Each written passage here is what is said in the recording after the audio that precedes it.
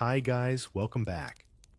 What if the hardest part of being a pirate wasn't the battles or the storms, but the long endless months without sex privacy, or women on board life at sea meant cramped decks, no escape, and a crew of men living side by side? Most ships banned women completely, calling them bad luck.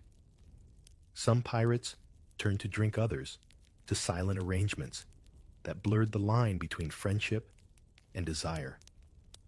There were even partnerships, part emotional, part practical, written right into pirate codes. So how did they survive that kind of isolation? What happened when temptation met loyalty in the middle of the ocean? Tell me when you're watching this, are you sailing through the morning or the dead of night? And if you enjoy history that doesn't shy away from the uncomfortable, subscribe. No pressure, but the next voyage only gets rougher. You climb aboard a pirate ship, and the first thing that hits you isn't fear or excitement, it's the smell. Salt sweat, rotting wood, and a faint tang of rum that's been spilled one too many times.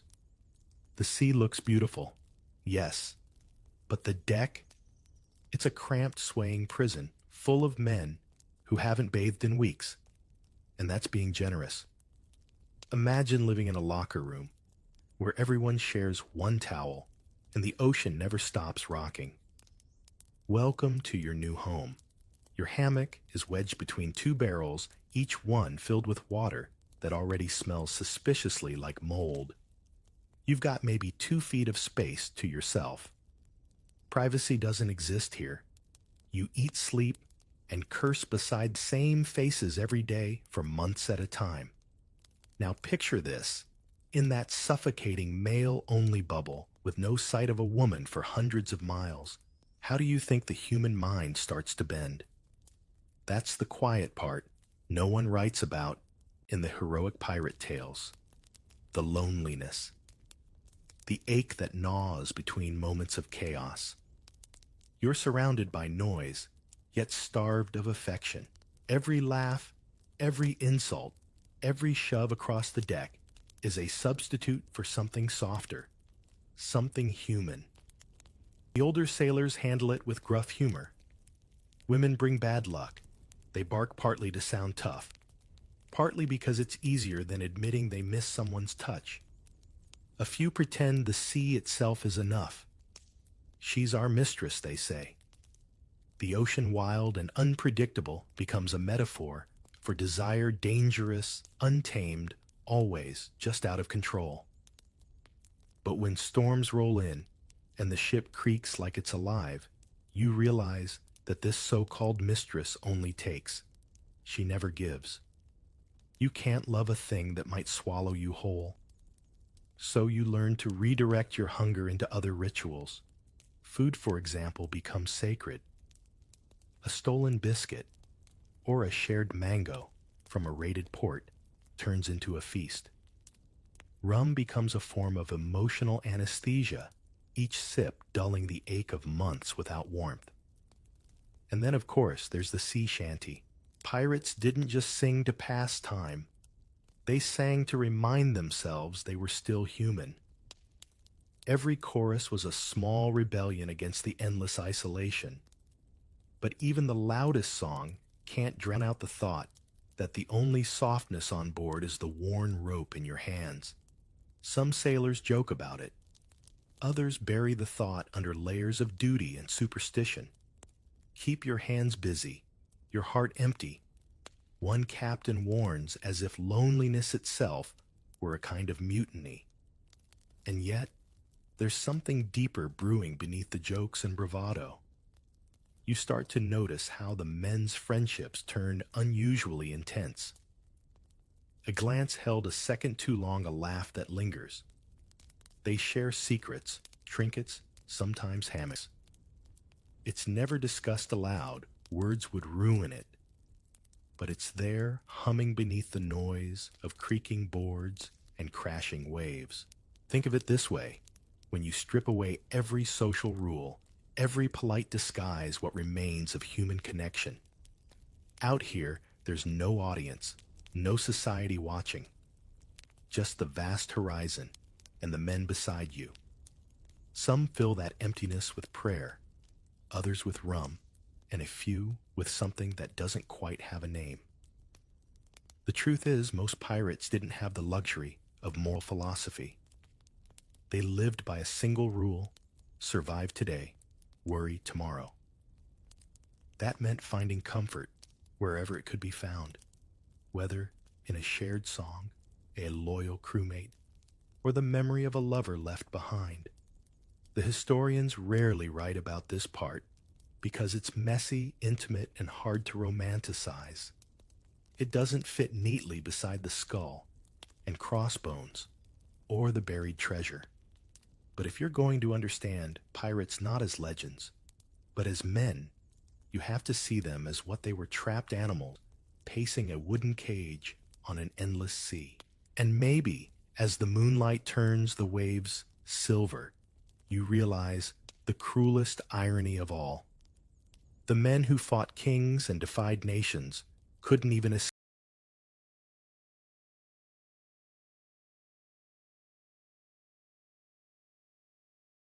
escape their own hunger. Not for gold, not for blood, but for connection. You start to realize that on a pirate ship, rules about women weren't just superstition, they were strategy. The sea was already dangerous enough without adding heartbreak and jealousy into the mix. Most captains, whether ruthless or reasonable, agreed on one thing: women on board brought bad luck. But what they really meant was chaos. Imagine being stuck for months in a floating barrel of testosterone with everyone armed, sleep-deprived, and half-drunk. Add a single woman to that equation, and you have the recipe for a mutiny or worse. Some men would turn violent out of desire, others out of envy, and a few out of some twisted sense of protection. So to keep order, captains banned women altogether. They didn't frame it as morality, it was logistics. That didn't stop a few defiant captains from testing fate.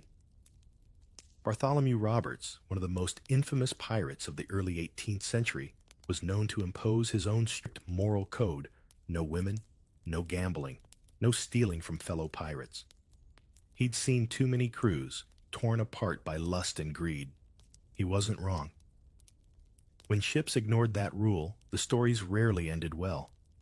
Take the tale of Captain Calico Jack Rackham, for instance. His ship broke every rule Roberts ever dreamed of enforcing.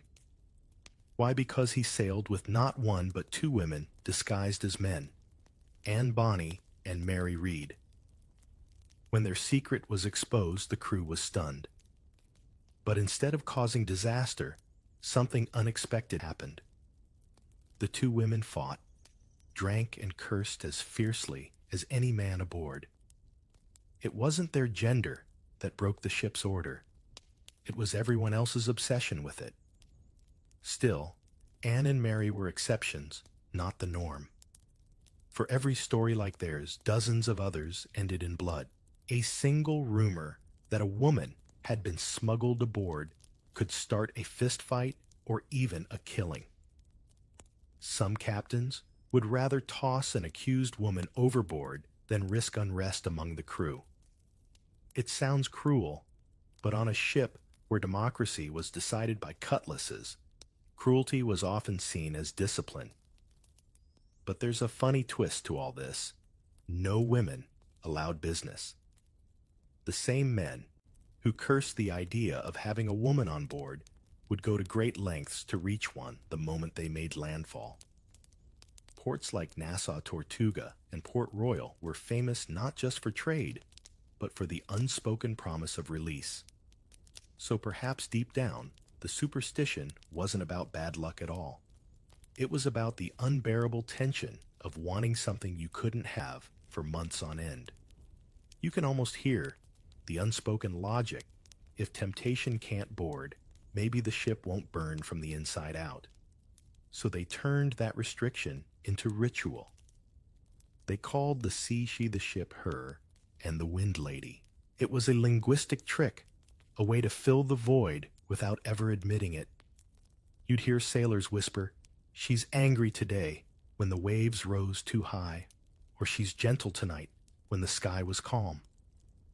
In some way, every man aboard was already married to the ocean herself. Still, it wasn't a perfect solution. The men grew restless, quick-tempered. Even the smallest disputes over rum or rations could turn ugly. Some crews started inventing strange superstitions to keep themselves in line. For example, whistling on deck was forbidden because it might tempt the wind, or as some said, quietly tempt fate to send a woman among them. The absence of women became almost mythical, something to fear and desire at the same time. And when tempers flared, captains would remind their men the sea gives and the sea takes. It wasn't just poetic. It was a warning that if you let emotion rule, you'd be next to feed the sharks. So the men tried to bury their longings under the rhythm of work, hauling ropes, patching sails, scrubbing decks. But you can only suppress human nature for so long. After all, when the moon hung low and the sea went still, the ship felt less like freedom and more like a monastery with cannons. You start to wonder, was the rule really about keeping order? Or was it a way to deny that even the fiercest pirates were still just men who mistouch warmth and home? As you drift into sleep that night, the ship creaking like an old cradle, you understand why they called it bad luck. It wasn't that women caused chaos. It was that desire itself did. By now, you've learned that pirates didn't just survive storms. In sword fights, they survived each other. When you trap 100 men in a wooden box for months, the line between friend and family begins to blur. They shared everything, food hammocks, fears, and sometimes things that couldn't be labeled so easily. You start noticing it in the smallest gestures. A hand resting on a shoulder a moment too long. Two men quietly carving matching symbols into their pistols. The way one sailor saves a piece of salted beef, only to sneak it to another later. Nobody says it aloud, no one has to.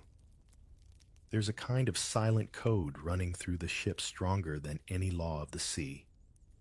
This is what they called brotherhood. But out here, brotherhood didn't mean what it does on land. It wasn't just loyalty. It was survival through intimacy. When storms hit, you didn't just rely on your mate to pull a rope. You relied on him to pull you back from madness. Imagine being sleepless for days, waves pounding the hull, no horizon in sight, and the only thing that steadies you is the sound of a friend humming beside you.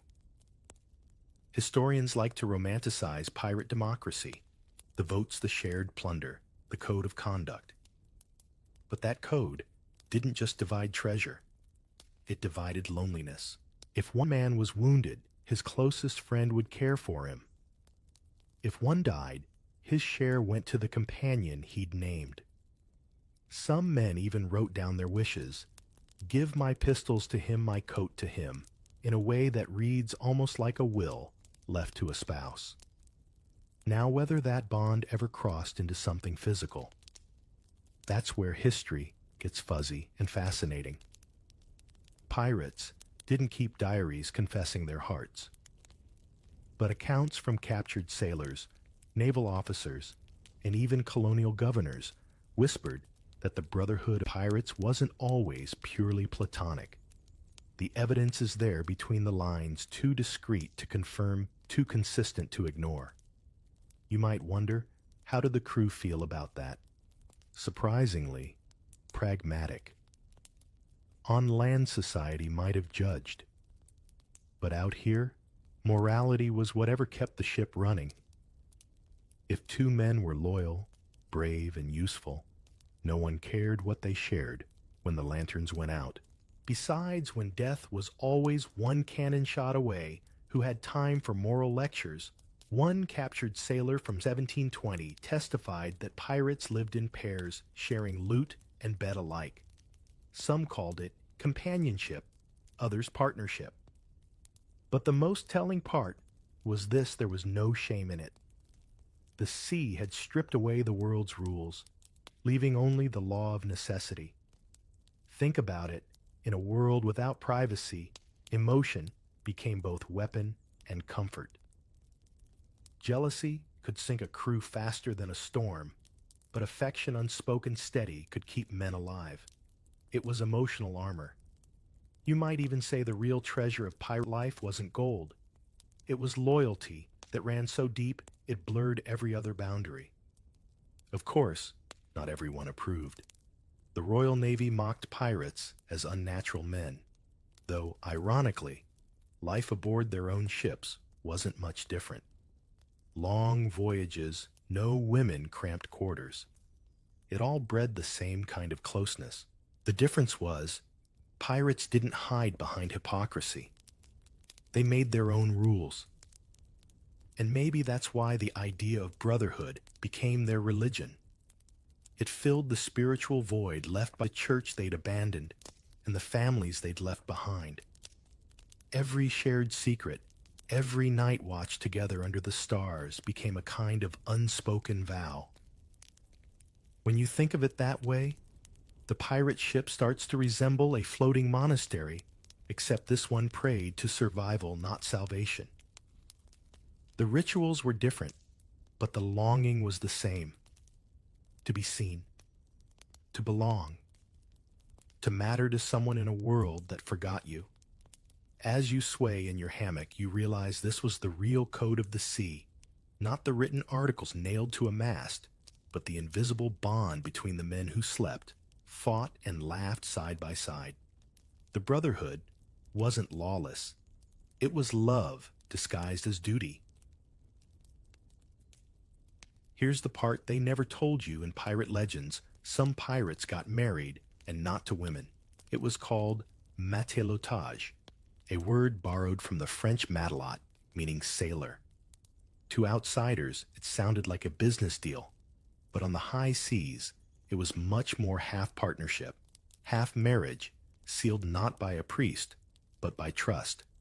Two men would pledge to share everything: loot, food, a hammock, even inheritance rights. If one died, the other received his belongings. If one was wounded, the other had to care for him. It wasn't romanticized. It was practical, intimate, and surprisingly official. On islands like Tortuga and Hispaniola, where pirate republics sprouted like wild weeds, matelotage became common. Colonial records from the 1600s and 1700s described dozens of such contracts between sailors. The French governor of Tortuga once complained with theatrical disgust that men there lived together as man and wife. But his disgust reveals something bigger. It wasn't rare. It was normal enough to bother him. Now imagine it from your own perspective. You're a sailor in your 20s, maybe 30s, halfway across the world. No family, no steady home, and no promise of surviving the next battle. Wouldn't you want someone who'd care if you didn't come back from the next raid? Someone who'd guard your memory, maybe even whisper your name when the waves swallowed your ship. That's what matelotage gave them, a small piece of certainty in a life made of chaos. One of the most fascinating cases comes from the Caribbean buccaneers. A chronicler named Alexandre Exquemelin, who actually sailed with them, wrote that pirates kept one another company, and that such bonds were treated like marriage. They'd even refer to each other as my mate or my partner in official ship documents. You could almost picture them carving initials together into the mass symbols of loyalty that would outlast any battle. But don't get it twisted. Not every matelotage was romantic. Some were pure economics. Pairing up doubled your security, doubled your rations, and gave you someone to fight beside. Yet the boundary between affection and convenience was a blur. When you've shared storms, hunger and blood emotion tends to creep in, whether you invite it or not. A few pirate captains reportedly performed ceremonies to bless such unions, nothing holy, just an exchange of pistols or rings, sometimes even a kiss on the cheek. Historians can debate what it meant, but the message was clear: you're not alone anymore. And on a sea where loneliness could drive a man insane, that was worth more than any treasure chest. Still, these arrangements made the colonial powers nervous. To European eyes, the pirate life already represented rebellion against king's laws and God himself. But Matelotage, that was rebellion against nature as they saw it. It blurred the line between commerce and affection, duty and desire, masculine and something else. The irony is delicious. While governments preached morality from marble halls, the pirates, those so-called villains, were practicing their own form of equality.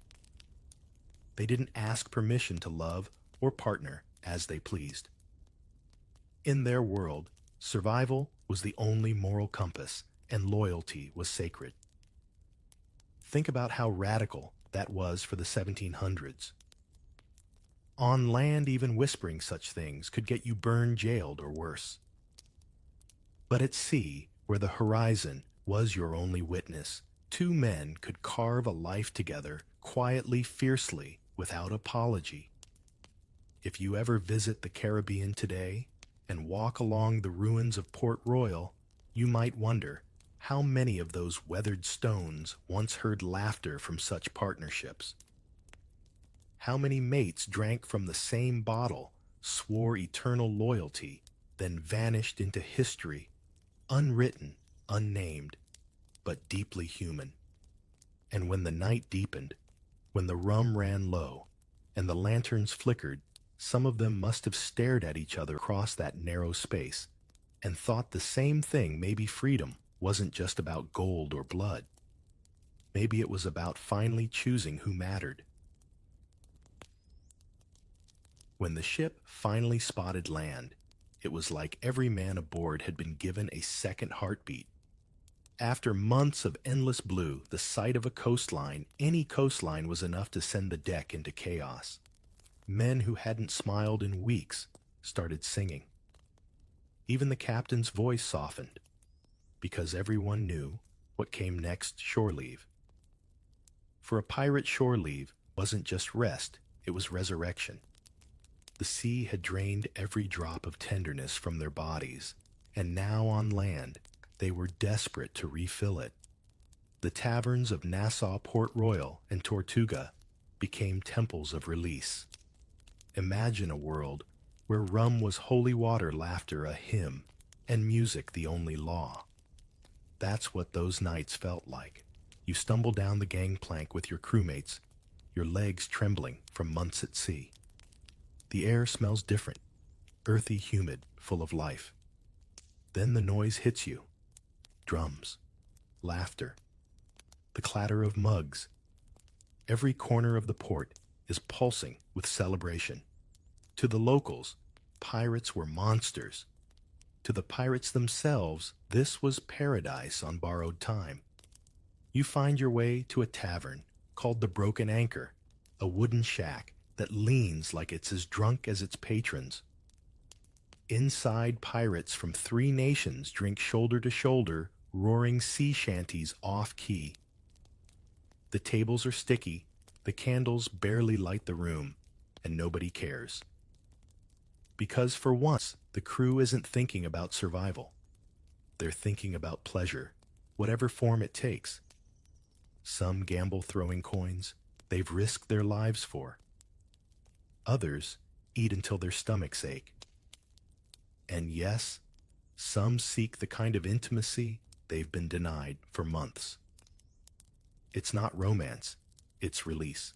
It's proof that you're still alive, that you can still feel something other than salt and fear.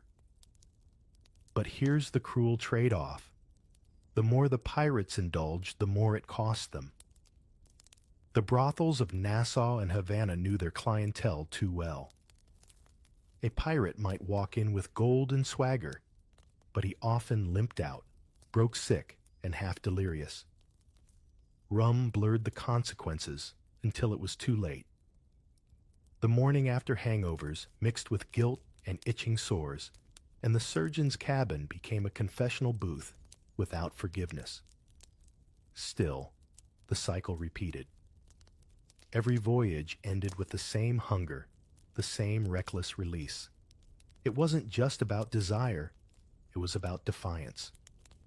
When the world called them outlaws, they answered by living too loudly, too fiercely. If tomorrow brings the gallows, one pirate joke tonight brings the music. Even those who tried to stay cautious found themselves swept into the madness. Take Blackbeard's men, for example. After months under his brutal command, when they reached port, witnesses described them as wild creatures loosed from hell. They spent fortunes in a single night on rum cards and companionship. For them, tomorrow didn't exist. You can't really judge them, can you? In some way, it's not so different from modern life.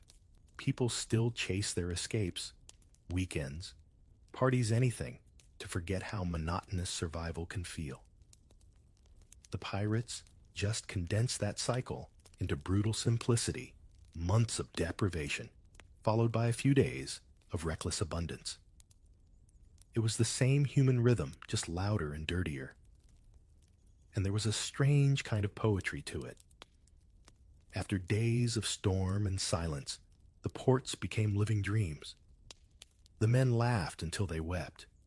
They danced on tables, their boots thudding like drums of rebellion.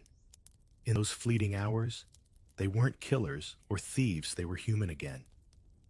But every night of freedom came with a sunrise of regret. Some men overslept their departure and were left behind stranded in ports that didn't love them back. Others caught diseases that would later spread through the ship like wildfire. And some, in their drunken haze, made promises to women, to friends, to fate, that they'd never remember once the tide called them home. When dawn breaks and the captain's whistle shrieks, you drag yourself back to the ship, bleary-eyed and half-empty. The laughter fades behind you, swallowed by the roar of the sea. The shore grows smaller until it's just a line between water and sky, another memory blurred by rum. And as the sails fill again with wind, the realization hits the ocean, doesn't care what you did last night. She takes you back, without judgment, without mercy. You belong to her now, and she knows your secrets. The morning after shore leave is never quiet. The ship rocks gently, but your stomach doesn't agree. Half the crew is still groaning from the night before, faces pale, eyes hollow, and spirits already back in the gutter. The laughter of the tavern is gone. Now the only sound is the slap of waves and the occasional wretch overboard. But hangovers are the least of your problems. That's when the ship's surgeon earns his keep. Down below deck, the air smells of herbs vinegar and something worse. The doctor, usually a former barber or failed apothecary, works by candlelight, sleeves rolled up, hands already stained with old bandages and blood. His tools are simple knives, clamps, leeches, rum, and a sense of dark humor. He's seen everything: gunshot wounds, gangrene, and now the aftermath of too much fun ashore. You limp in, trying not to make eye contact. He doesn't need to ask where you've been. One look at you, and he sighs like a priest who's heard the same sin 100 times. Nassau, again, eh? He mutters. You nod, and he reaches for a jar filled with gray powder that smells like burnt metal. Don't ask what it is. You just know it'll burn worse than the regret. This was the hidden tax of pirate pleasure disease, the kind they never mentioned in sea shanties. Scurvy might rot your gums, but this one ate at pride. The sailors called it the pox, though it went by many names, French Spanish, or simply the devil's gift. And aboard a pirate ship, it spread faster than rumor. Once infected, a man's world shrank to the surgeon's corner. There was no cure-only treatment that hurt as much as the sickness. Mercury ointment was the favorite remedy, a poison to fight a poison. The doctor would smear it across sores, then tell the patient to sweat it out. Some did. Others didn't. But even beyond disease, the surgeon's cabin became a kind of emotional dumping ground. It was where broken bodies and secrets ended up together.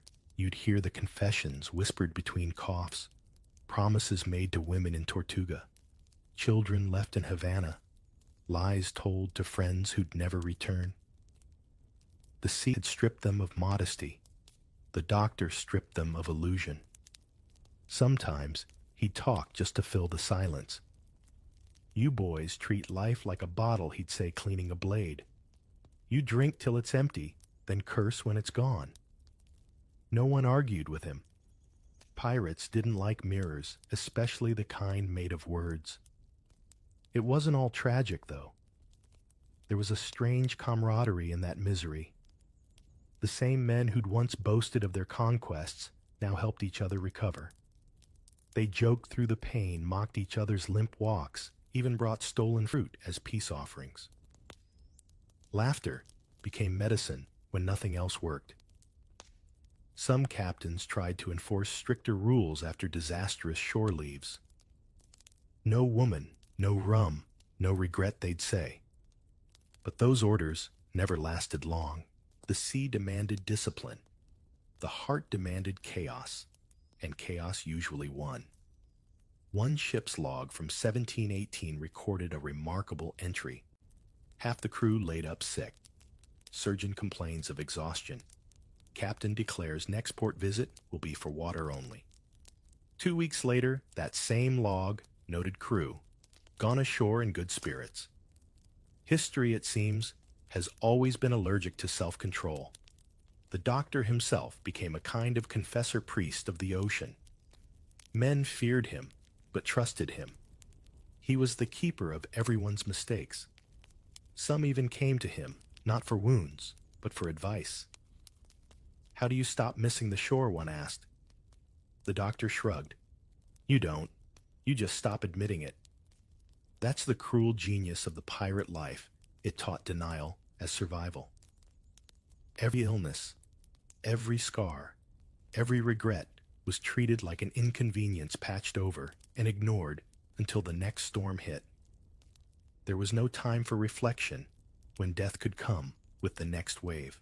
And yet in those dim corners of the ship where the surgeon's candle burned, you could see the truth flicker across every face, all their defiance, all their swagger.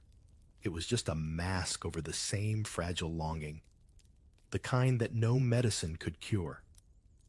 By the time you leave the cabin, the ocean looks the same as always, calm, endless, indifferent. But you know something's changed. You've seen the cost of pretending that desire has no consequence. And as the wind fills the sails once more, you can't help wondering how many of these men will still be alive the next time the ship reaches port. The sea has a way of talking back when you've been alone too long. You start hearing it in the creak of the timbers, the moan of the wind through the rigging, the endless slap of water against the hull. It starts to sound like voices, whispers, sometimes laughter. The ocean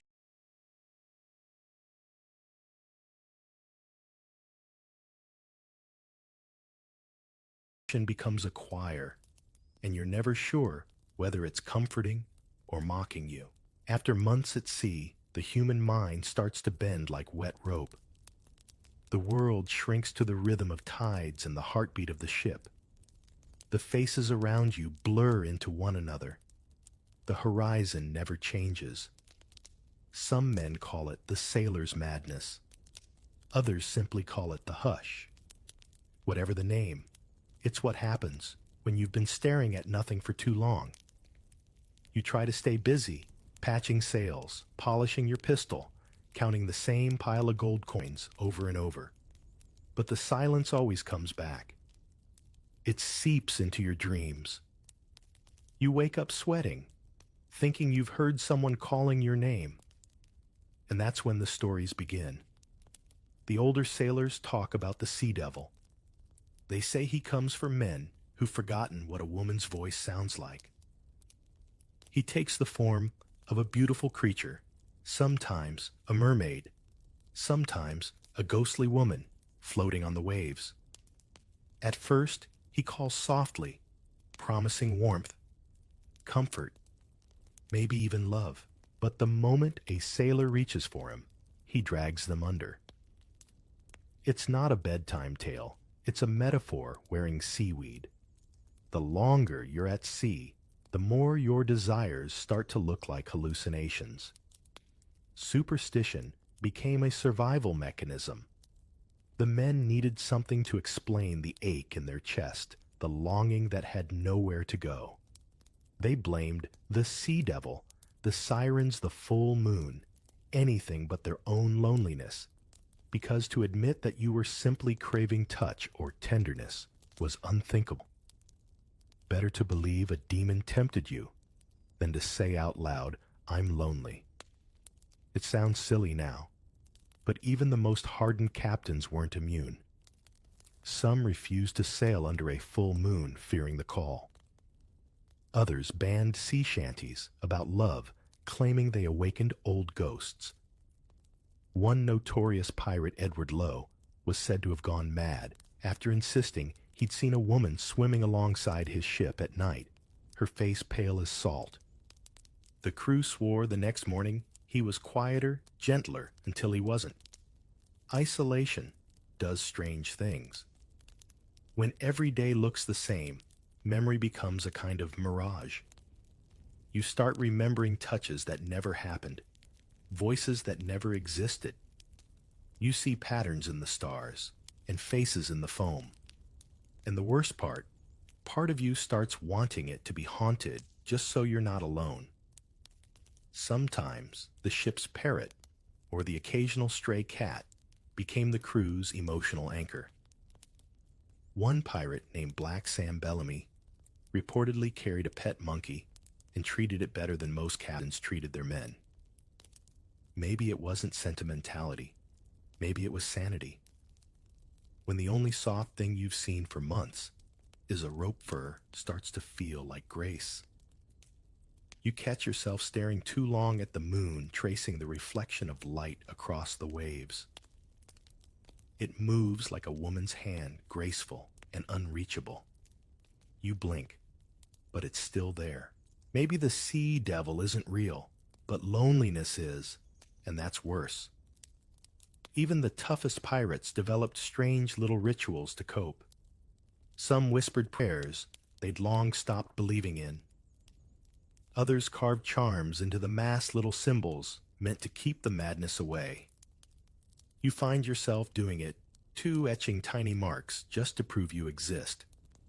Every scratch in the wood becomes a conversation with the silence.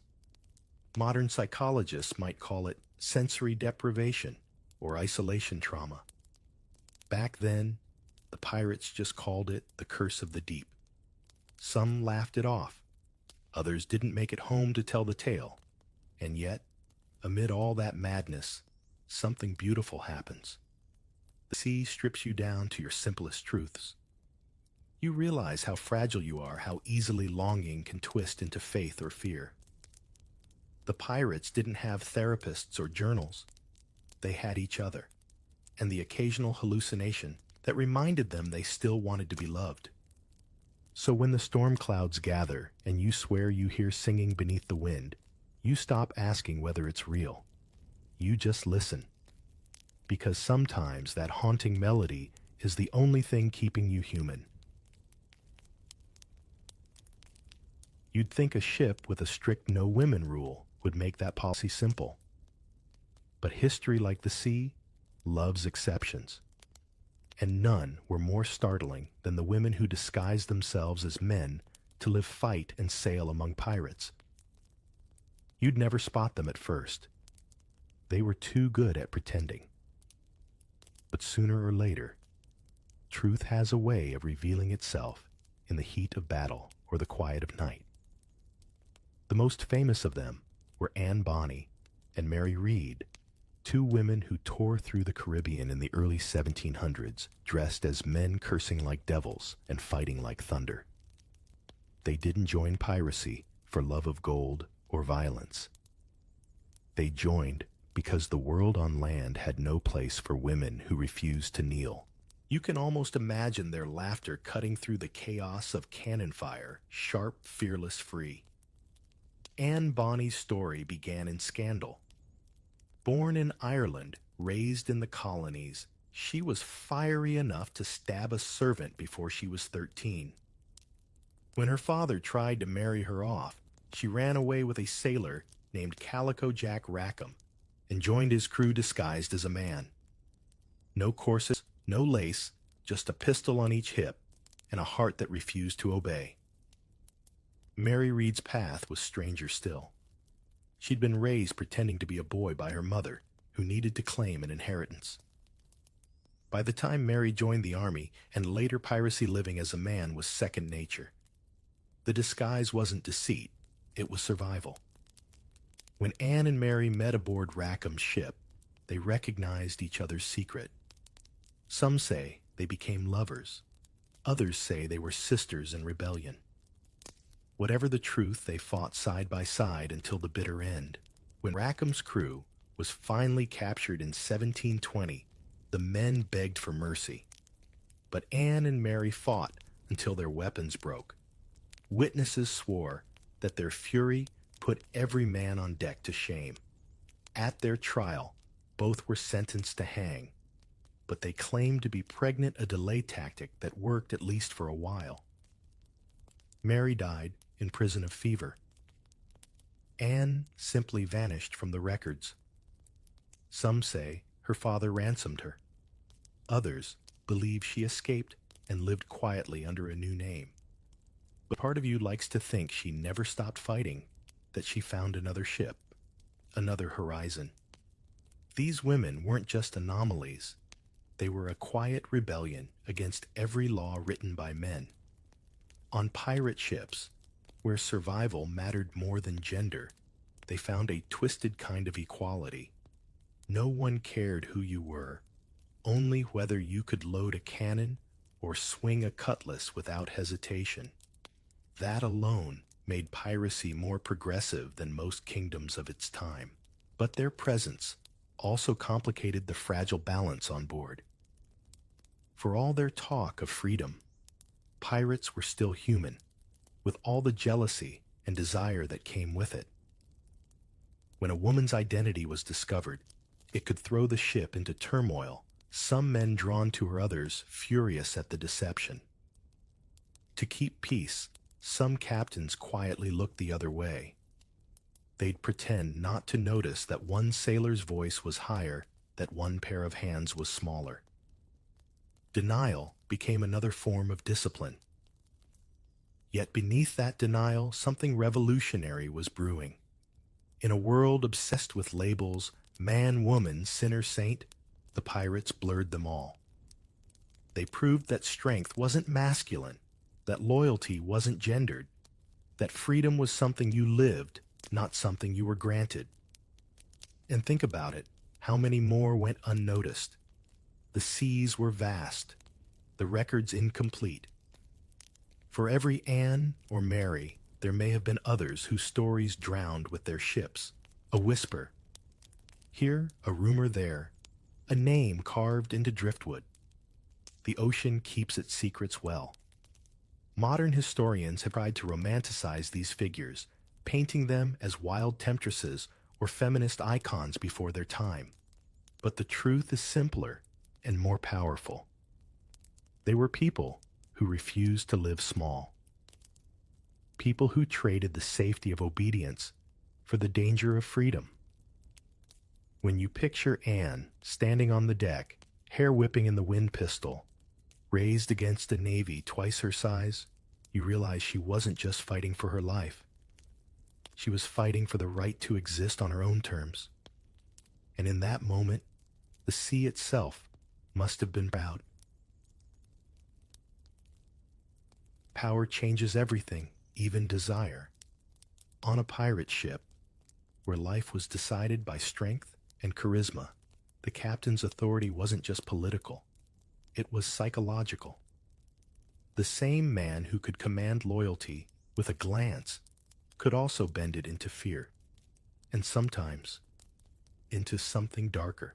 You begin to see it when a captain's temper turns from charm to cruelty.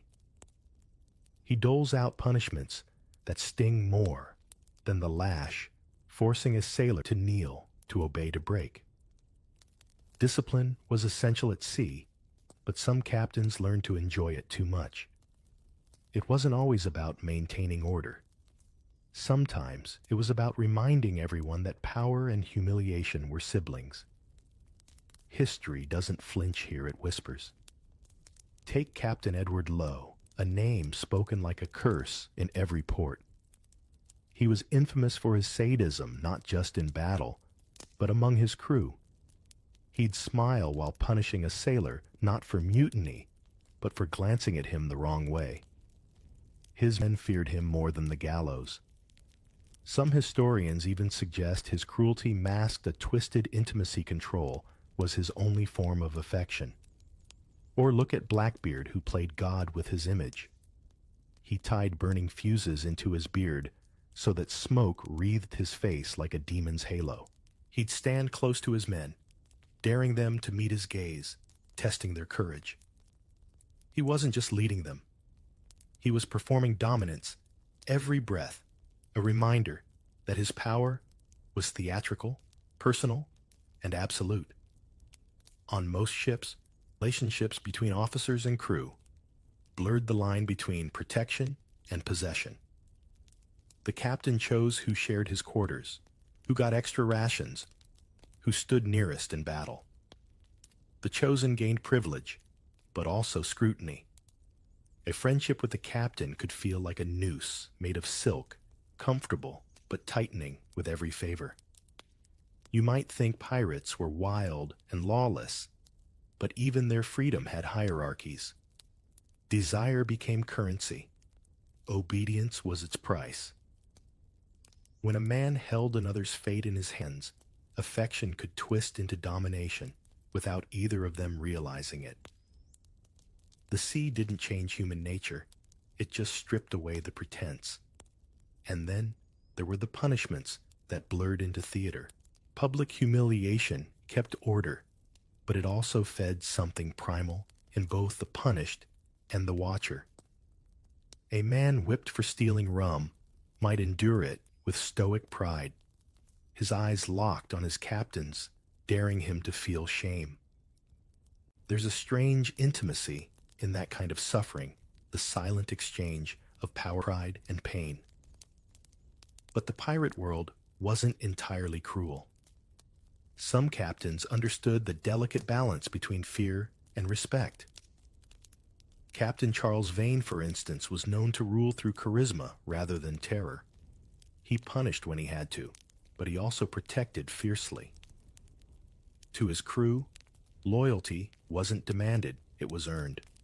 For those rare leaders, power became a bond, not a weapon. Still, even in the best of ships, authority carried temptation. The isolation, the adrenaline, the blurred boundaries of rank, it created a kind of emotional fever. There were unspoken rules about proximity, how long you could stand beside someone before it meant something, how close you could sleep before it looked suspicious. On land, you could walk away from awkwardness. At sea, there was nowhere to go. The crew whispered about favoritism, jealousy, even secret liaisons. It didn't matter whether the rumors were true. What mattered was that they existed. Gossip was another form of survival, a way to explain the strange intimacy of power. And if someone crossed the line, Whatever that line happened to be, the punishment was swift. Sometimes it was flogging, sometimes marooning, and sometimes something far more humiliating. But every act of discipline echoed the same truth on a pirate ship. The boundary between dominance and devotion was razor thin. You can't help but notice the irony. These men had fled kingdoms to escape tyranny only to recreate it on their decks. They rejected kings but built smaller thrones of their own. The difference was that at sea, power was always temporary. The moment a captain pushed too far, the crew could mutiny, and they often did. So when you watch the captain pacing the deck, boots clicking like a judge's gavel, you see the paradox of pirate freedom in motion. They fought to live without masters, but couldn't resist becoming them. They defied every rule the world made except the oldest one, the hunger to control, to be wanted to be obeyed. The wind howls through the rigging that night, and the captain's lantern glows like a single star on the dark sea. You realize then that power and desire have always shared a cabin, and on this ship, neither ever sleeps. They called it freedom, but maybe what they were really chasing was permission to feel. As the ship cuts across the dark horizon, the men around you are quiet for once. No shanties, no laughter, just the sigh of the wind through torn sails and the heavy breathing of exhaustion. Months at sea have stripped everyone down to the raw truth. Even the fiercest pirates weren't built for endless freedom. Beneath the bravado, they were just people trying to outrun loneliness laws and the limits of being human. You lean against the railing, staring into the black water below. It looks infinite, just like the word freedom must have sounded when they first muttered it. But out here, you realize freedom isn't the same as peace. It's wild, hungry, and restless. It gives you everything and takes twice as much. Think of how it began. Men fleeing monarchies, prisons, and poverty looking for a place with no masters. They found it, but they also found silence. And in that silence, desire began to echo louder than cannon fire. They outlawed women-invented brotherhoods, carved metallage vows, and sought comfort where they could. It wasn't depravity, it was adaptation. They weren't sinners, they were survivors. The sea demanded new definitions for everything. Love became loyalty. Marriage became partnership. Lust became loneliness with a rum chaser. And even the most hardened pirate, the one who swore he needed no one, would sometimes wake from a nightmare and reach into the dark, half hoping for another hand. You start thinking of all the stories that never made it into the history books, the quiet ones. The men who died, not in glorious battles, but in hammocks, whispering someone's name. The women who wore men's clothes, not to deceive, but to exist. The doctor who patched bodies and hearts in equal measure. The captain who punished out of fear because affection scared him more than mutiny ever could. It's easy to judge them now, to wrap their lives in words like infamous or immoral. But those words are too small for people who lived without maps. They were flawed, desperate, brilliant, and brutally alive. They built their own world, one plank and one heartbeat at a time. And in doing so, they exposed something we still haven't solved: how to live free without losing our humanity. You glance at the stars. They look close enough to touch, yet impossibly distant. Maybe that's what freedom feels like.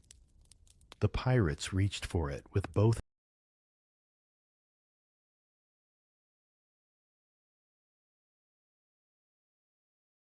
hands, knowing it would burn them, but they reached anyway. Because even if the world called them monsters, they chose to live by their own code. And what was that code really? Not just take what you can, or give nothing back. It was never about gold alone. It was about claiming the right to want food, laughter, touch, belonging without shame. To live outside every rule that said who you could love or what you should need. So maybe the story of pirates isn't one of sin, but of honesty. They tore away society's disguise and faced the raw truth of being human in its most unfiltered form. They weren't noble, but they were real. And that perhaps is what frightened the world most. As dawn breaks, the sea turns silver again. You hear a low hum rise from the deck, a song rough and off-key, but somehow tender. The same men who plundered ships now sing about home, about brothers lost to the waves, about women who may or may not have existed. The sound carries over the water like a confession. You close your eyes and let it wash over you. The voices blur into the wind until you can't tell where the men end and the ocean begins. And for a fleeting moment, you understand what all those rules, taboos, and superstitions were trying to hide. The pirates weren't afraid of the sea. They were afraid of what it revealed, the hunger, not just for flesh, but for meaning, for touch, for belonging. So the next time someone tells you, pirates were savages, remember this, they were also dreamers. They sought freedom so completely that it broke them. And in their ruin, they showed us the oldest truth of all. No matter how far you sail, you never escape the need to be loved.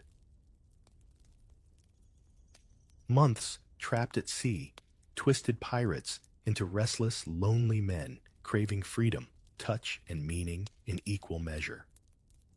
Their brotherhood blurred lines between loyalty and desire, revealing how isolation reshaped human need.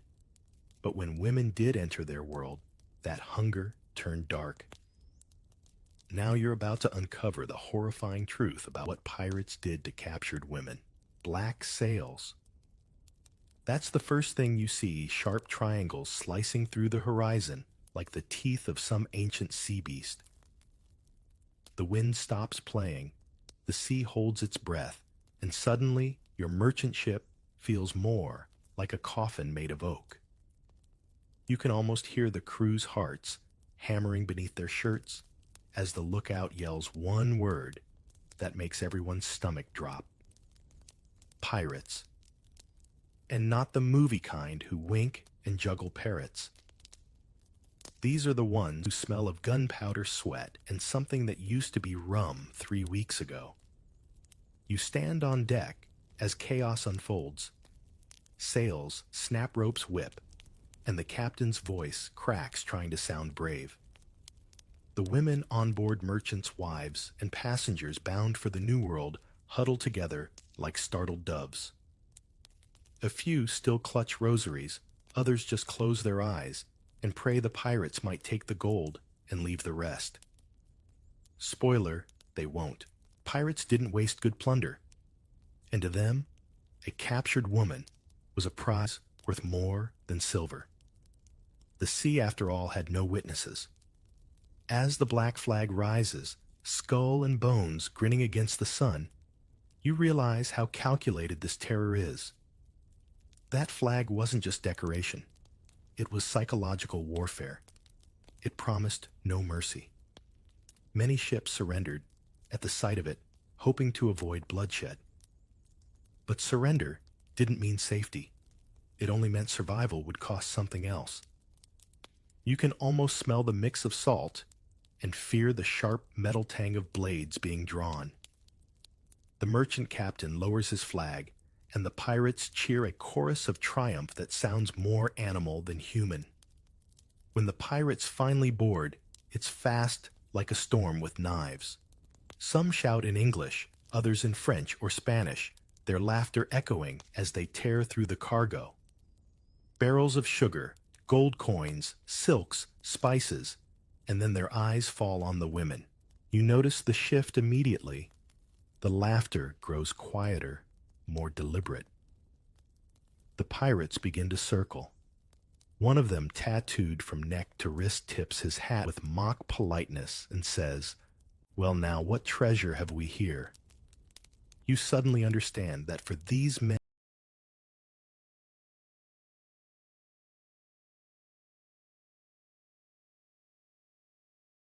plunder isn't just about money, it's about dominance.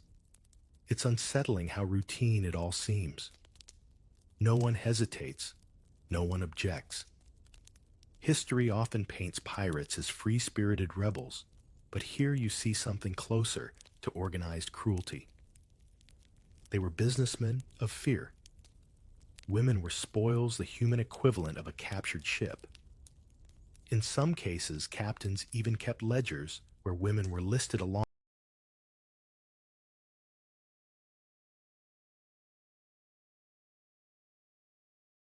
alongside barrels of rum and crates of tobacco. And yes, those records existed, grim proof that this wasn't chaos. It was commerce.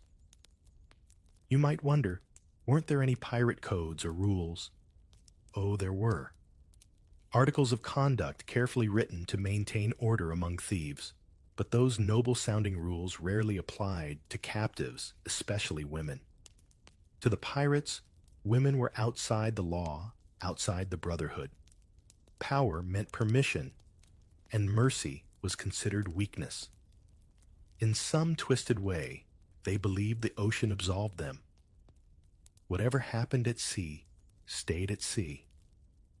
Imagine for a moment the sounds aboard that ship after victory coins, clinking drunken shouts, the creak of timbers, and beneath it all muffled sobs. The world above decks celebrated while below fear grew roots. Some pirates justified it, saying women brought luck or comfort on long voyages. That word comfort has a dark history that stretches far beyond this moment.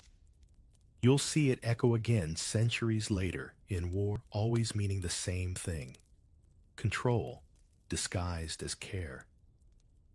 But for now, you're here watching as the sea glitters deceptively beautiful under the sun. The same sun that shines on both cruelty and calm. You realize that in the world of pirates, storms weren't just weather, they were choices. And this one has only begun. You'd think after the chaos of a raid, there'd be a pause, a moment for everyone to breathe, to sort out what's left. But pirates didn't work like that. Once cannon smoke cleared, and the last frightened sailor dropped his weapon, a new ritual began dividing the spoils. And just like gold, silver, and rum, women were now part of the inventory. They called it the division of plunder, and it was both methodical and grotesque. You watch as the quartermaster, a man whose job was to ensure fairness, ironically enough, lays out the shares. The captain gets 2 or 3 portions, officers 1.5, the crew 1 each. And then someone laughs and gestures toward the trembling captives. "What about them?" he says. The answer is silence first, then cruel chuckling. No one needs to explain that this kind of plunder doesn't get written in the ledger. It's the unspoken bonus. For the women, it's a lottery without winners. Some are claimed by rank captains, often exercised, first pick, a privilege that was both coveted and feared. Others are traded between men like poker chips, or used to settle debts. You see the way one pirate grins as he wins a woman in a dice game. There's a kind of sick economy here, one that treats human beings as negotiable property. You'd almost think Wall Street was founded on a ship like this. There's a strange order to the disorder. Pirates might appear as chaotic drunks, but they ran their floating societies with frightening efficiency. Everything had a price, even people. And the way they justified it, they said, "We're at sea. The law doesn't reach here." The ocean was their loophole, and cruelty their currency. You might ask, did all pirates behave this way? Not every single one. There were exceptions, rare as pearls, where some captains forbade harming captives. The infamous Black Bart Roberts, for instance, enforced strict rules about women on his ship, calling such behavior unmanly. But those exceptions were like raindrops in a drought, statistically irrelevant against the flood of brutality that defined the age. It's disturbing how quickly loot became life. You can feel the shift in atmosphere, laughter mingling with fear boots stomping on wet planks, the creak of the mast, as though even the ship itself disapproved. Some women tried to appeal to reason, offering ransoms, pleading for mercy, but reason was a rare commodity aboard pirate decks. Compassion didn't yield profit. And yet you can't help but notice the contradiction.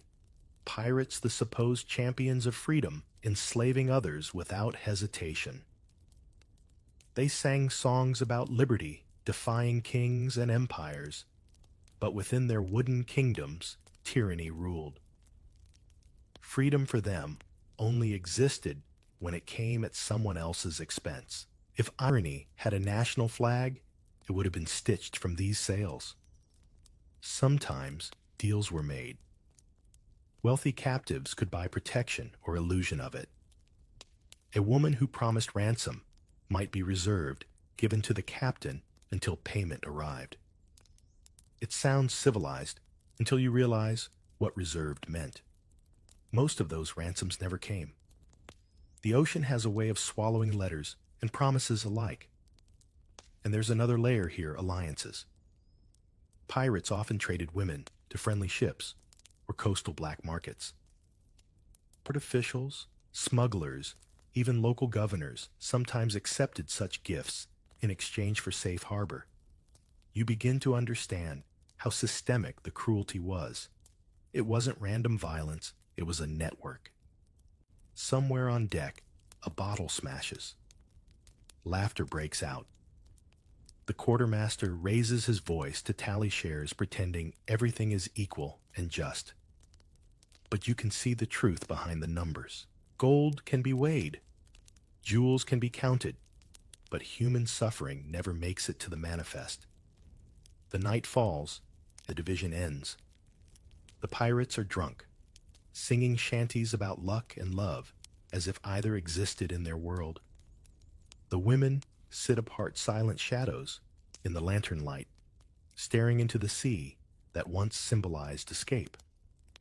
You wonder what it must feel like to realize that freedom and danger are now the same thing. And as the waves slap against the hull, you sense that the worst part isn't the violence, it's the normalization of it.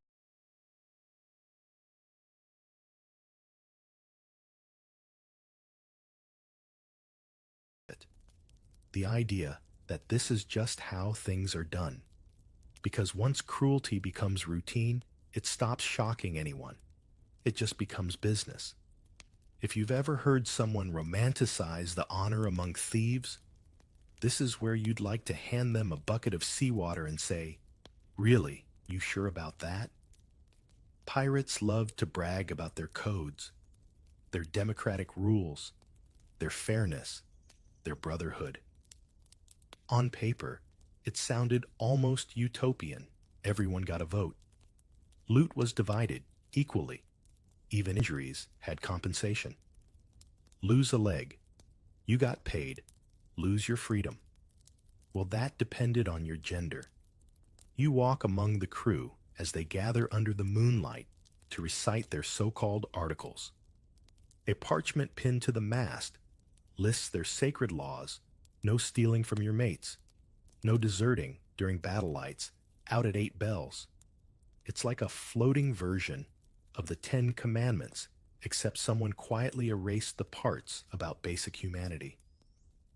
Because as you soon see, the pirate code stopped at the moment a woman was captured. The ink didn't cover them. The men puff out their chests, proud of their orderliness. One even claims, "We're more civilized than the Navy." And he's not entirely wrong. Pirate democracy really did exist voting shares, even health insurance of a sort. But when it came to captives, the democracy dissolved faster than rum on deck. They justified it by calling women spoils of war, part of the reward system that kept morale high. A grim kind of motivational program if you think about it.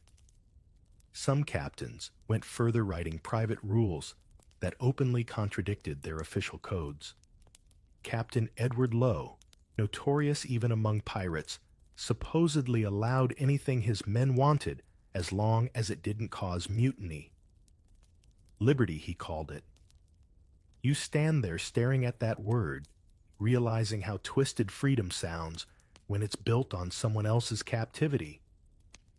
And yet, there's irony floating in the air thicker than gun smoke. Many pirates themselves were once slaves, sailors whipped by naval officers, men who fled brutality only to recreate it at sea. It's like humanity couldn't outrun its own shadow. The oppressed becoming oppressors, history's favorite plot twist. Sometimes a new recruit would hesitate, questioning what was happening to the women. But the sea has a way of drowning guilt. Peer pressure aboard a pirate ship was as strong as the tides. One man's silence became another's permission. And over time, conscience was replaced by ritual. The ship became its own moral universe, isolated and self-justifying. Out here, no law of God or country applied, only the captain's. You can almost hear the contradictions creak in the wood. Pirates toasted to liberty while locking others in darkness. They spoke of justice while dividing the helpless. And the strangest part, they saw no hypocrisy in it. When men live too long without accountability, the mind starts to warp. The sea becomes a mirror, but it reflects only what you choose to see. Occasionally you'd hear a pirate quote the code like scripture. No man to strike another in anger, one recites proudly right before dragging a woman by the hair for resisting. The absurdity hangs in the air like mist. If someone protested, they risked being labeled soft, even mutinous. And mutiny, well, that was punishable by death, or worse, marooning. So everyone looked away. You wonder, how does a society, even one of criminals, sustain itself on contradictions? The answer lies in fear and convenience. It was easier to believe that women were objects, not people. Objects don't accuse. They don't haunt you in dreams. They don't ask questions like, what would your mother think? That's why pirates called their captives cargo. It wasn't just dehumanizing. It was anesthetic. It numbed the mind. Still, some captains took their code seriously to a fault. Bartholomew Roberts, the one who refused to keep women on board, actually punished any man caught harming a captive. He was an exception that proved the rule, the rare moment when decency flickered in an otherwise dark sea. But even he couldn't control every crew member, every storm, every night, when discipline drowned in rum.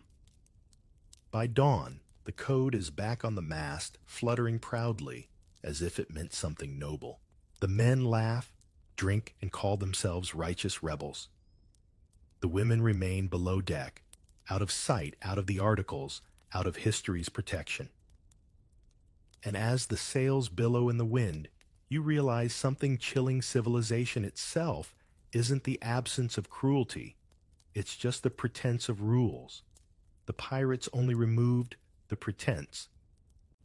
You've probably heard of pirate brides, those romanticized tales where a fearless rogue falls for a beautiful captive and protects her from the rest of the crew. Let's be honest, that wasn't love.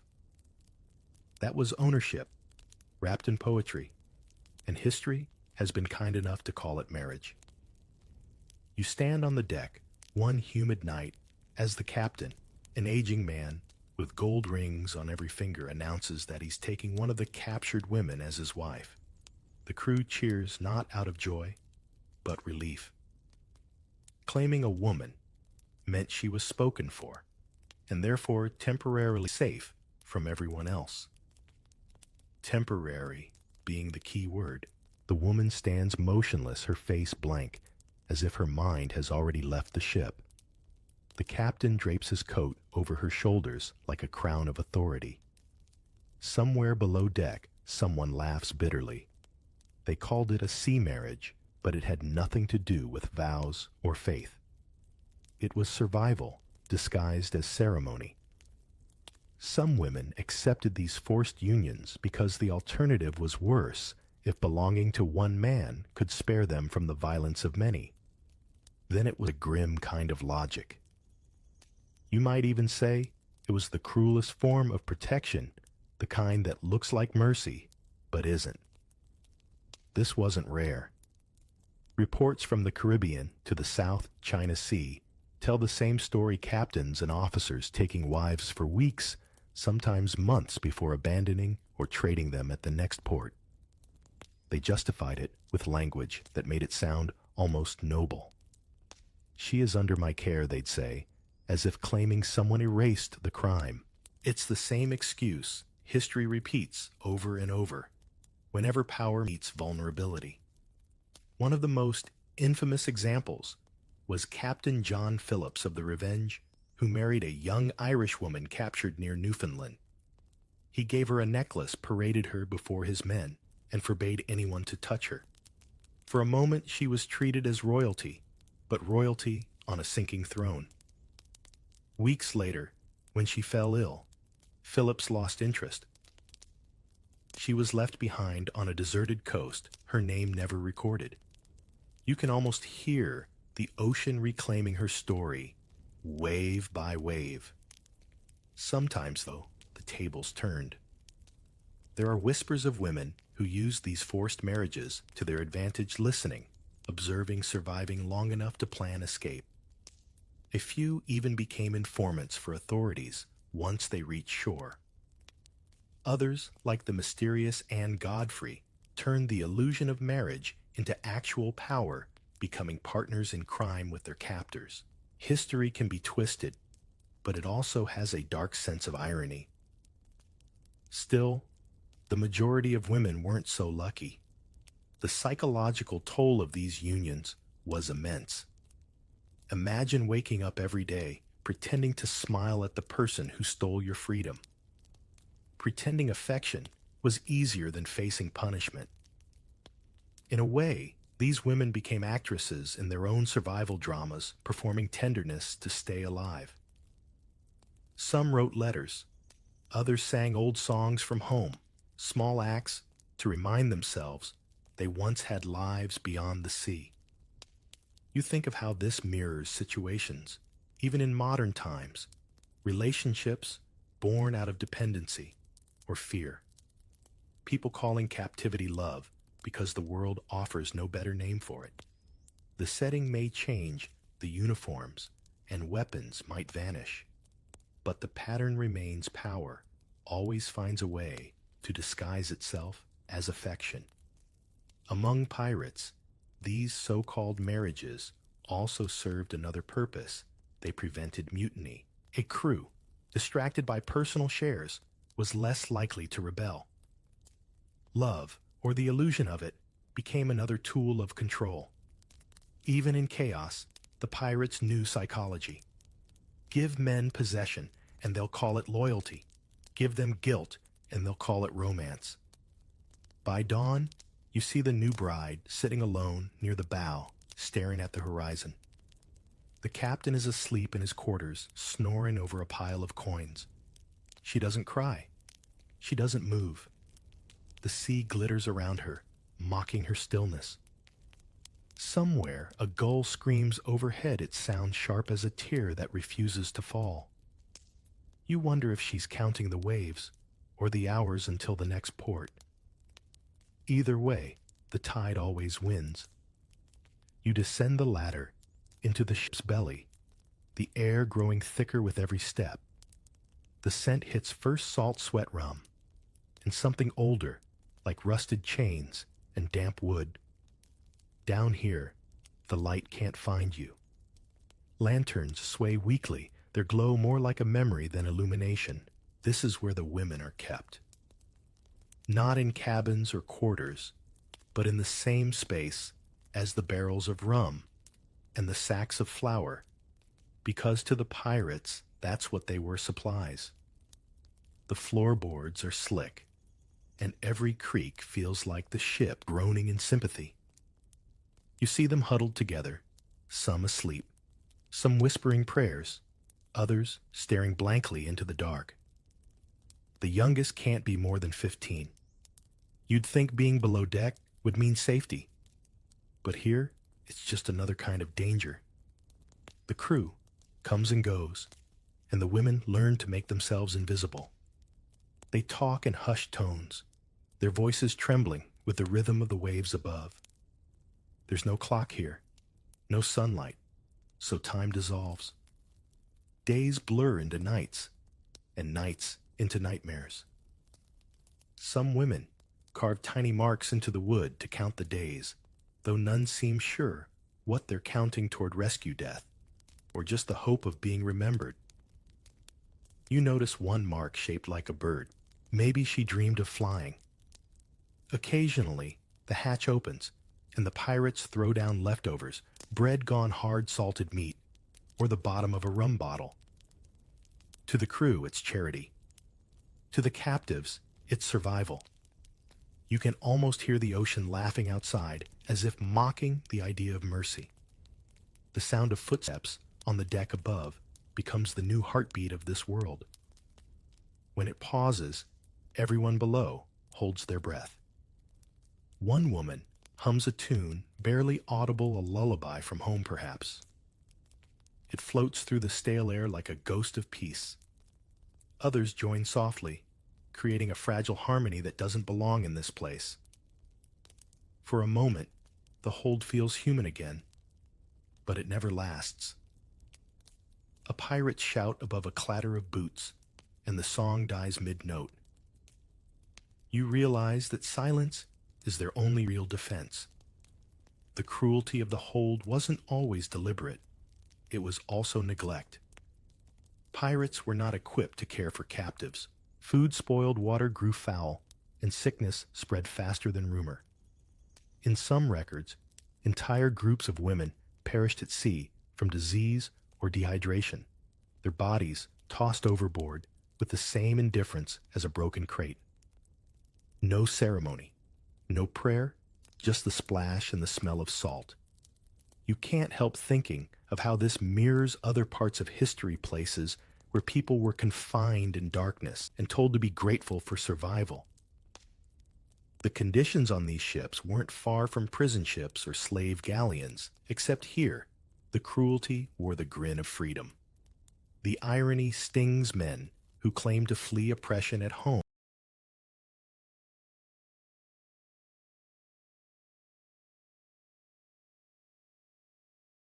Turn the open sea into their own empire of cages.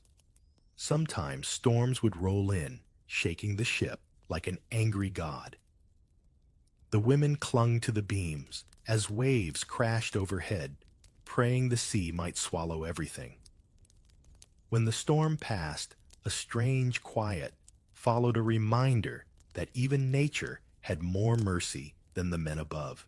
You watch as they lie back, drenched in sweat hair, clinging to their faces, whispering names you don't recognize. Names of mothers, lovers, children, anchors to a world they might never see again. There's a small irony you can't ignore. Many pirates believed the sea was alive, a spirit that punished greed. They'd toss coins into the water for luck, whispering apologies to it before a raid. Yet here they were hiding their sins in the belly of their ship, thinking the ocean didn't notice. Maybe it did. Maybe every storm was its way of remembering. If you listen closely, you can still hear the rhythm of that hidden world, the faint creak of wood, the drip of water from above, the murmurs of women who refuse to vanish quietly. Down here, life isn't measured in hours or meals, but in endurance. Every breath taken in that darkness was a small rebellion, a whisper to the world above, I am still here. You might think by now that hope had long drowned somewhere between the barrels and the bilge water, but the human spirit has a strange way of resurfacing where it's least expected. Not everyone bowed to fear. Some women, exhausted but unbroken, decided that survival didn't mean silence. And sometimes resistance came in forms so small they'd seem invisible to anyone who wasn't looking closely. It starts with whispers. Not just prayers, but plans. You hear it in the corners of the hold when the crew is too drunk to notice the exchange of words like knife key storm. Tiny conspiracies of defiance. Some women use the pirates' arrogance against them, flattering their egos, gaining their trust, memorizing routines. Others hide scraps of metal, bits of glass, anything that could be turned into a tool or a weapon. You realize that desperation sharpens the mind faster than any blade. There are stories, true ones, of captives who waited for the perfect moment. One night, when the watchman fell asleep, two women pried open the hatch using a loose nail and climbed onto the deck. They didn't make it far, but they jumped overboard before they could be caught. The sea took them, but at least it was their choice. In a world where everything was stolen from them, choosing how to die was the last act of control they had left. Others chose to fight back from within.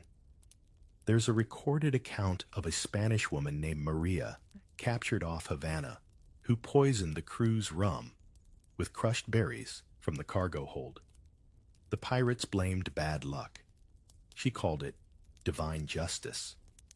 She didn't live long after that, but her name survived in whispers through the ports of the Caribbean. Funny how rebellion has better memory than cruelty sometimes. And then there were the disguises. A few women cut their hair, stole men's clothes, and passed as cabin boys or junior crew. You'd be surprised how often it worked. At sea, where no one bathed regularly and everyone wore rags, it wasn't as difficult as you'd imagine. One such figure, known only as Sam, sailed for nearly a year under a false identity before being discovered during a storm. By then, even some of the crew respected him. Survival by camouflage, part bravery, part madness, part genius. There's a strange kind of power in desperation. It makes ordinary people extraordinary. You can almost feel it pulsing through these stories. Women who learn to navigate the narrow line between obedience and defiance. Smile when you must strike, when you can endure always. It's a strategy older than history itself, one that every oppressed soul has understood instinctively. Even among the pirates, cracks began to show. Some men, perhaps ashamed, turned a blind eye to small acts of rebellion. Others even helped quietly sneaking food-loosening chains. It doesn't make them heroes, but it makes them human. The sea, for all its cruelty, sometimes reminded people that they were still capable of conscience. There's an odd calm to this defiance. No grand speeches, no sword fights under the moon, just survival in slow motion. You think of it like a candle burning under glass. The flame flickers, never blazing, but never going out either. Each small act, a song, a prayer, a glance, was its own rebellion. The pirates might have owned the ship, but they never owned the women's will. Modern historians sometimes struggle with this part of pirate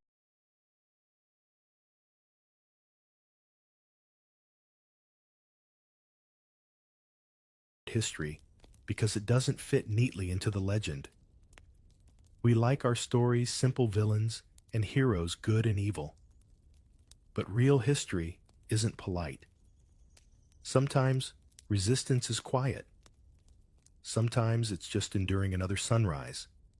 You picture one woman standing at the edge of the deck, her wrists still bruised, staring at the horizon as if trying to memorize it. The ocean stretches endlessly ahead, terrifying and beautiful all at once. You imagine what she must be thinking. If the sea can be free, why not me? And maybe that's the heart of it. These women weren't just victims of piracy, they were witnesses to its contradictions. Proof that even in the darkest corners of history, defiance can exist without victory. Sometimes, just staying alive was enough to humiliate the monsters who tried to erase them. Picture this. You finally reach land, thinking the nightmare is over. The sails are furled, the guns are quiet, and the scent of salt fades into something that smells almost like safety spices smoke whetstone. But then you realize the horror doesn't end at the shore. It just changes costumes.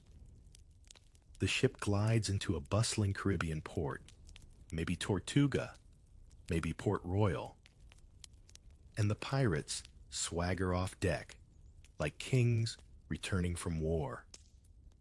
The women, though, don't step onto land as survivors. They arrive as inventory. You watch as they're herded toward taverns, brothels, and markets where human suffering is converted into currency faster than gold dust.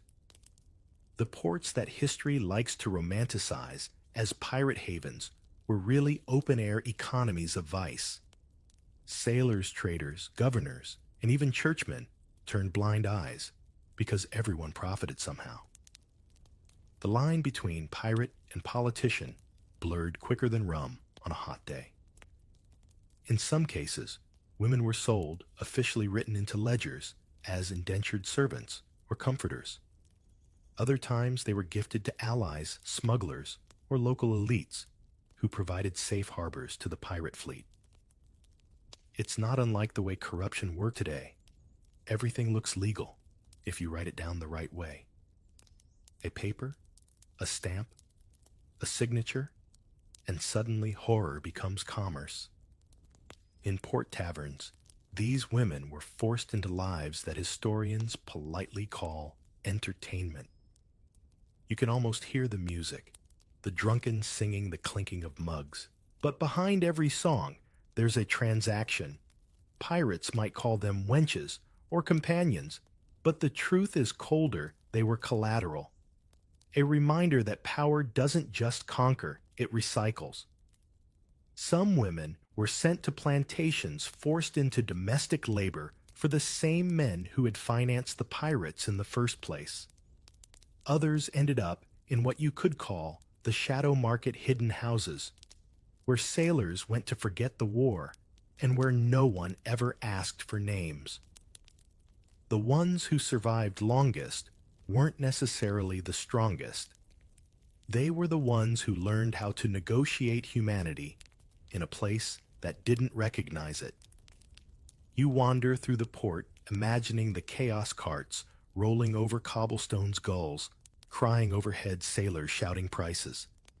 Every scent screams that this is a city alive, but beneath the noise there's an invisible silence, the silence of people whose voices no longer matter. The women learn to blend in, to smile when required, to vanish when convenient. You realize that pirates weren't the only villains here. Civilization, with its courts and markets and pews, was just a better-dressed accomplice. Even more haunting are the official documents that survived. British and Dutch colonial archives mention native women taken by rovers and now serving households. That's how history hid the horror in polite language. Words like taken serving settled. Bureaucratic vocabulary designed to erase pain. It's astonishing how cruelty can sound so tidy when written in ink. Some pirates grew rich enough to retire buying small estates or taverns where they kept the same women, who once were their captives, now renamed as wives or maids. The world on land gave them the respect the ocean never did. You might wonder, How could society accept that easy? They didn't ask questions. The ports ran on profit, not morality. And every so often, one woman escaped. She'd vanish into the jungle, or stow away on another ship, or start anew in some distant colony under a false name. You can't help but root for them, the unknown heroines who refuse to let history end their story. There's something quietly triumphant about imagining one of them outsmarting the men who thought they owned her. By now, the myth of pirates as romantic rebels feels absurd. The truth was closer to a network of exploitation dressed up as adventure. The ports were their boardrooms, the taverns their negotiation tables, and the women the silent shareholders in a business built on despair. As night falls over, the harbor lanterns flicker along the docks. You watch one woman linger by the water, her reflection trembling on the black surface. Ships sway gently in the tide, ready for another voyage. She stares out at them, not in longing, but in understanding. She knows now land and sea were never opposites. They were just two sides of the same coin, flipped by men who always made sure it landed in their favor. You'd think, after all, that there'd be no kindness left to find in this story. But history, ever the trickster, always hides contradictions in its darkest corners. Even among the monsters, there were moments, small, flickering moments, when someone remembered they were human. The myths call them merciful pirates, and while that sounds like an oxymoron, those rare exceptions remind you that cruelty was a choice, not a rule. Take, for instance, the curious case of Captain Samuel Bellamy, the so-called Robin Hood of the seas. Legend says he forbade his crew from harming captives, especially women, declaring that pirates should fight for freedom, not oppression. Of course, that didn't stop others from ignoring his orders. But for a fleeting moment, decency had a voice aboard the Wida galley. He treated his prisoners with something resembling respect, allowing them to walk the deck, even dine with the crew. It's unsettling how remarkable basic humanity sounds when surrounded by savagery. Then there were the women who became pirates themselves: Anne Bonny Mary Red, Grace O'Malley. Their stories are tangled between fact and myth, but what's undeniable is that they shattered the script. They weren't captives. They were captains in their own right, cutting through the expectations of their time with as much precision as any blade. Imagine the shock of the crew when they realized the fearless fighter beside them wasn't a man at all. It must have felt like seeing history glitch in real time. Still, even these women were exceptions, anomalies in a sea of suffering. For every Mary Read who fought back there were hundreds whose names were never recorded. It's almost as if the ocean itself conspired to keep their voices drowned. That's the thing about mercy. It never had good public relations.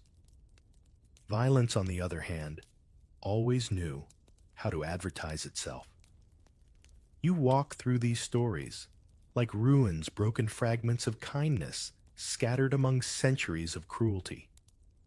Some pirates genuinely believed in codes of conduct, swearing oaths before raids not to harm women or priests. Others took pity on captives and let them go at the next port, risking mutiny for the sake of conscience. One logbook even tells of a crew that voted to release all their prisoners after a single woman began singing hymns during a storm. They called it divine intervention. Maybe it was. Or maybe guilt just sounds better when you put it to music. Even so, mercy often came tangled in contradictions. A pirate might protect a captive only to keep her for himself. Another might show kindness one day, and cruelty the next, the sea moodier than any conscience. History rarely gives us clean heroes. Instead, it offers complicated people constantly negotiating between survival and soul. You can't help comparing it to today, how even in modern times, people excuse harm by saying it was different back then, as if morality has an expiration date. The pirate age is long gone, but that defense still floats around, buoyed by the same cowardice that once sailed under black flags. And yet the existence of those rare merciful moments matters. They prove that not everyone surrendered to darkness, that even in a world built on fear, a few souls refuse to become entirely hollow. Maybe that's why Anne Bonny, before her execution, supposedly told her lover, "If you had fought like a man, you needn't be hanged like a dog." It wasn't just an insult. It was a final act of defiance, a reminder that dignity doesn't die quietly. Mercy, in those rare flashes, was rebellion. It was the refusal to let the ocean's violence define every heartbeat on deck. It didn't redeem the pirate age, but it punctured the myth that's enough. Because once you know that some men could choose compassion, you can no longer pretend that cruelty was inevitable. As dawn breaks over the horizon, the water glows gold, almost holy. You realize the same sea that carried nightmares also carried mercy, fragile, but afloat. It didn't erase the horror, but it reminded the world that goodness, though small, never truly vanished. It just had to fight harder to stay above water. By the time the cannons rust and the flags fade, you'd think the story would finally rest. But history has a bad habit of burying the truth beneath romance. The pirates are long gone, yet the legends that replace them wear such shiny armor you'd hardly guess what those wooden decks once held. The songs, the movies, the Halloween costumes, they all skip the part where the laughter came at someone else's expense. When the golden age of piracy ended, the survivors, the ones who'd endured captivity, faced a new enemy silence. Returning home should have been the end of the nightmare, but society rarely welcomes back the broken. Some women found their families had moved on, ashamed of what had happened, unwilling to take them in. Others tried to rebuild lives under new names, carrying memories heavier than any anchor. It's cruelly ironic those who were wronged became the ones who had to apologize. You can imagine it, a woman stepping off a ship, years after her capture, skin weathered by salt eyes, hollow but alive. She tells her story, and people look away. They whisper words like shame, dishonor, bad luck. No one wants reminders that evil didn't always wear a uniform. So she stops speaking. She fades into history's background, one more ghost of the sea. The official records hardly mention them. Chronicles list cargo, gold, mutinies, storms, but not the names of the lost. And when later generations romanticized piracy, the women disappeared entirely. The dashing outlaw, the adventurous rogue, that's the version people preferred. The truth was too inconvenient, too messy for bedtime tales. It's strange how society edits its own memory like an overzealous writer, trimming out all the uncomfortable paragraphs. Every now and then, you stumble on fragments, a parish register listing unknown woman deceased at sea, or a sailor's diary hinting at unpleasant business. That's how historians know these women existed at all through the margins. You start to realize history doesn't forget people. It just decides who's worth remembering. And denial didn't die with the pirates.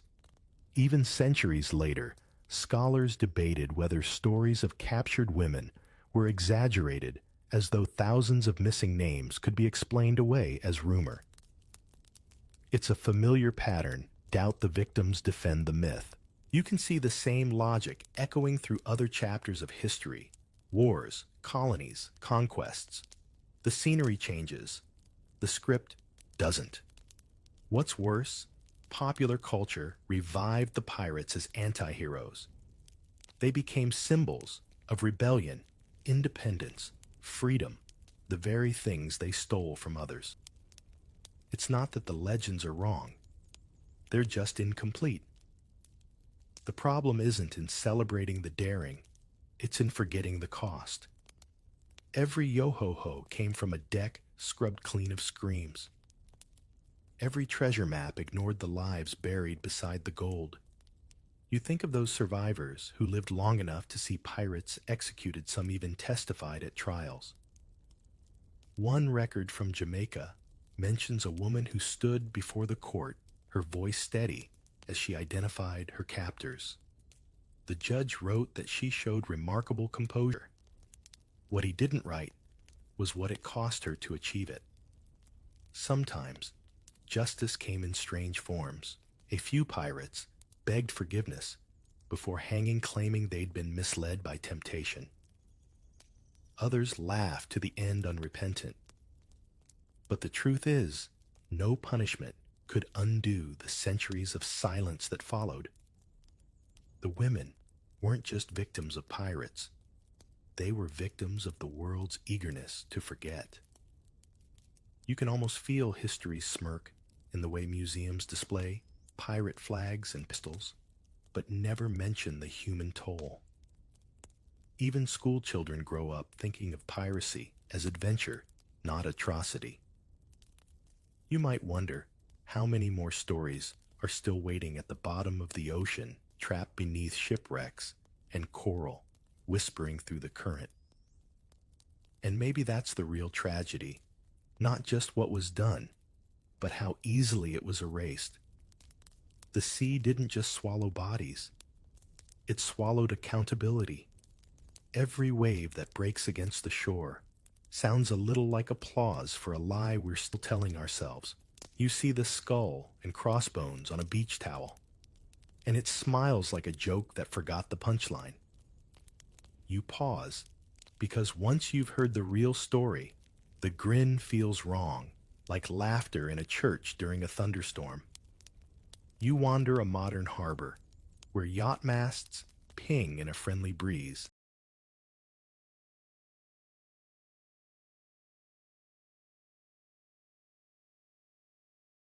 And souvenir shops spill plastic cutlasses into the sunlight.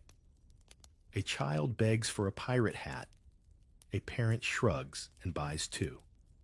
If only they could feel the hush that used to live under those same sails, the hush you met when the black flag rose, when the quartermaster's ledger skipped a line where a name should have been. The sea is calm today, but memory is tidal. It returns and sets. It brings back the division of plunder, the paper-thin codes, the performative marriages, the airless hold. You can almost hear that below-deck lullaby, cut short mid-note, the one that taught you how silence can be a shield and a wound at the same time. Tour guides love a good story, and pirates make easy theater. But if you stand far enough from the crowd, you notice which parts they lower their voices for or skip completely.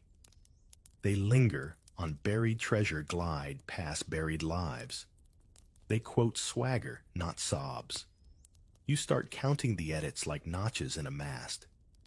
Have we learned to love the mask more than the face? A little question for the comment section of your mind. Museums help when they're brave. You step into one with creaking floors and glass cases filled with pistols, coins greened by seawater, a compass that refuses to point to anything but profit. On one wall, a map of port economies connects dotted lines between taverns, governors, and privateers who behaved like pirates with diplomacy. On another, a quiet exhibit, unrecorded lives at sea. It's just a bench, a ledger copied in facsimile, a list of taken women reduced to initials and tallies. No melodrama, just handwriting. Sometimes ink hits harder than cannon shot. You remember the exceptions, the Bellamy rumor, the oath-breakers who tried decency for a day, the women who disguised themselves, the storm songs that disarmed a crew. Those moments don't excuse anything. They indict it. If compassion was possible, then cruelty was chosen. That's the equation that won't stop ringing like a ship's bell in your ears. Out on the pier, a bronze statue watches the water. Not a captain with a saber, but a figure seated eyes level with the horizon, hands open but not empty. Her presence is quiet, which feels exactly right. You read the small plaque, no names, just a sentence about those who were carried without consent across these waters. Someone has tucked a sprig of rosemary at the base. The wind flips it like a page. Do you leave a coin, a flower, or just your attention? Attention costs the least and changes the most. There's a temptation to say, different times. You've heard that in every century. But harbors still hum with versions of the same trade, just with better paperwork and more polite lighting. Port economies still find ways to make people vanish into services and arrangements, words that sound like velvet but cut like rope.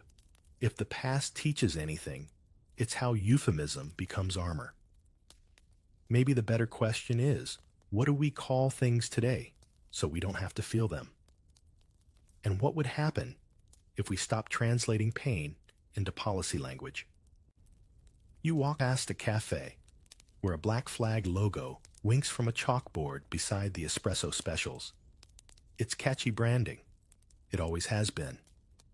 The Jolly Roger was a marketing department before marketing had departments. Fear was the product surrendered the subscription. The add-on, as you learned, was human. Now the logo sells lattes, but symbols don't lose their original weight just because we set them down for a while. Pick one up, and you might hear the clink of a long-ago share, a captain's first pick, the crowd's sly relief when possession passed for protection. History, when told as bedtime, ought to help you sleep with both eyes wider open. So try this. Next time you see a costume aisle, ask yourself what the story leaves behind. Next time you watch a sword fight on screen, listen for the quiet below deck. Next time you hear a shanty, wait for the verse that never made it into the chorus. Interactive question for you. If you could add one plaque to a harbor, what would it say and where would you set it so no one could dodge it on their morning jog? There's also the work of repair. Some places have begun to fund research into ship manifests, parish burials, and court testimonies looking for the edges of those erased lives. Community historians map the shadow market that tied sea to shore, tracing how taverns, estates, and magistrates turned suffering into civic revenue. It's unspectacular labor, dust microfilm ink stains, but it lifts forgotten names like pearls from silt. And once a name surfaces, denial can't breathe as easily. You think back to the first moment the wind died and the black sails arrived, how the sea seemed to hold its breath the way a room does when truth steps through the door. If stories can glamorize, they can also disinfect. We don't unremember by accident. We choose clarity the way a captain chooses a course. And we correct like navigators, note the drift mark, a new bearing, keep checking the stars. The moral ones, not the shiny ones. Someone on the pier laughs the good kind, the kind that fits inside a sunny day. It doesn't sound wrong anymore. Laughter can live with truth so long as it stops pretending to be its replacement. You picture the women who learned to smile in order to survive, then learned to stop smiling when survival finally meant saying no.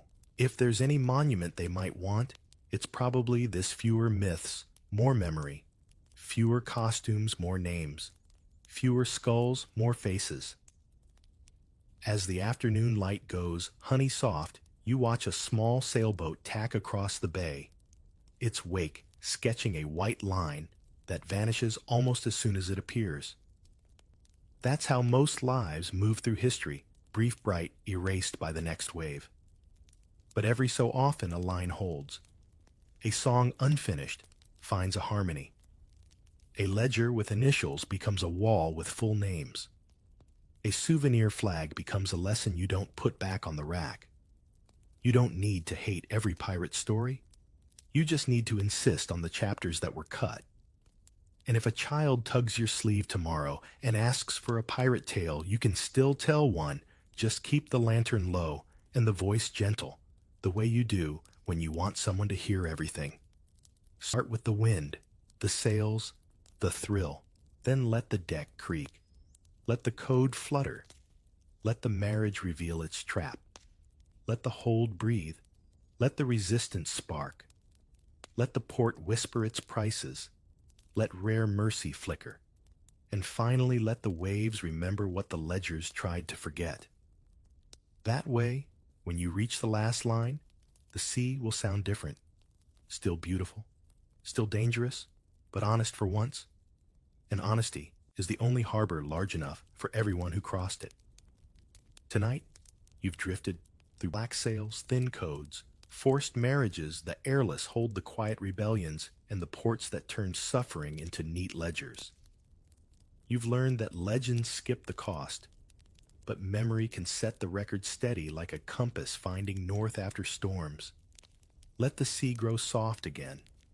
Let names return like distant buoys blinking in patient rhythm. Breathe in the salt of truth. Breathe out the noise of myth. The hull stops creaking, the lantern dims, the tide keeps time. You are safe on shore now. Close your eyes. We remember.